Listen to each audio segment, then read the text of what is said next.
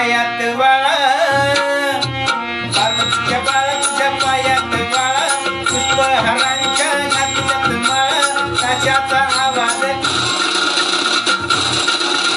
ताशाचा आवाज तरर झाला गणपती माझा नाचत गेला ताशाचा आवाज तरर झाला